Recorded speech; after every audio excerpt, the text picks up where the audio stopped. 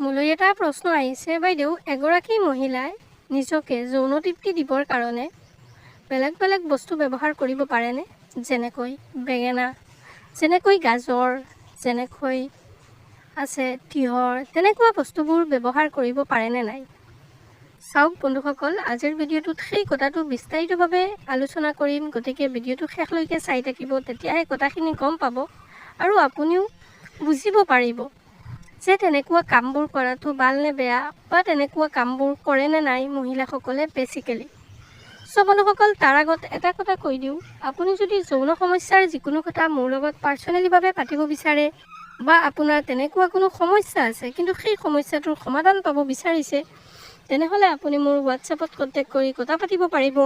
কিন্তু এইটো এটা পেইড প্ৰক্ৰিয়া হ'ব, ইয়াৰ কাৰণে এটা ফিজ আছে, সেই ফিজটো পে' কৰি কথা পাতিবহে লাগিব। বন্ধুসকল, এতিয়া আহোঁ আমাৰ মূল আলোচনিক বিষয়বস্তুলৈ। মূল বিষয়বস্তুটো হ'ল যে এগৰাকী মহিলাই চব্জি, বেলেগ বেলেগ চব্জি বা বেলেগ যিকোনো ইনষ্ট্ৰুমেণ্ট ব্যৱহাৰ কৰিব পাৰেনে নিজকে তৃপ্তি দিবৰ কাৰণে? চাওক বন্ধুসকল, চব মহিলাই এই কামটো নকৰে। 100ত 10% মহিলা আছে যিসকলৰ বডিত এক্সেচিভ পৰিমাণত যিটো যৌন উত্তেজক হৰমন, সেই হৰমনটো ৰিলিজ হয় আৰু তেখেতসকল যৌন মিলনৰ কাৰণে এক্সেচিভ এক্টিভ থাকে।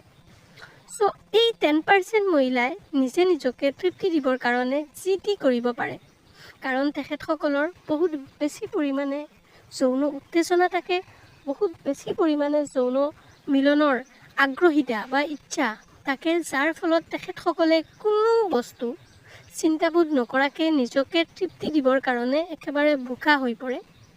আৰু তেনে পৰ্যায়ত সেই মহিলাবোৰে, সেই যে 10% মহিলা, সেইবোৰে পৰপুৰুষীয়া কৰে, সেইবোৰে বেলেগ বেলেগ মতাৰ লগত ৰিলেশ্যন বনায়, সেইবোৰে মাৰ্কেটত যিবোৰ ছাৰ্ভিচ আছে সেই ছাৰ্ভিচবোৰ ইউজ কৰে, সেইবোৰে নিজকে তৃপ্তি দিবৰ কাৰণে বেলেগ বেলেগ চিন্তাধাৰা কৰে বা বেলেগ বেলেগ ইনষ্ট্ৰুমেণ্টৰ সহায় লয়। সহজ কথাত ক'বলৈ গ'লে এই ক্ৰিয়াটো কৰিব পাৰে চবেই, কিন্তু নকৰে। কৰে কেৱল আৰু কেৱল যিসকল যৌন মিলনত সক্ৰিয় বা যৌন মিলন কৰাৰ কাৰণে আগ্ৰহী, ইচ্ছুক, কেৱল আৰু কেৱল সেইসকলে কৰে আৰু সেইসকলৰ মাজত এই বস্তুটো সীমিত থাকে। আশা কৰিছোঁ আপুনি কথাখিনি গম পাইছে। ভিডিঅ'টো যদি ভাল লাগিছে তেনেহ'লে ইউটিউবত চাইছে যদি চেনেলটো ছাবস্ক্ৰাইব কৰিব, ফেচবুকত চালে পেজটো ফ'ল' কৰিব আৰু লগতে আপুনি এটা কাম কৰিব, আপুনি যদি মোৰ লগত কোনো আপোনাৰ কথা পাতিব আছে, কোনো সমস্যা আছে, সেই সমস্যাৰ সমাধান পাব বিচাৰিছে, তেনেহ'লে আপুনি মোৰ হোৱাটছএপত কণ্টেক্ট কৰি কথা পাতিব। তাত আপোনাৰ সমস্যাৰ সমাধান পূৰা দিয়াৰ মই চেষ্টা কৰিম, যিটোৰ ফলত আপুনি এটা হেল্থি ফিল কৰিব বা আপোনাৰ সমস্যাটোৰ সমাধান পাব। আশা কৰিছোঁ গম পাইছে। ধন্যবাদ।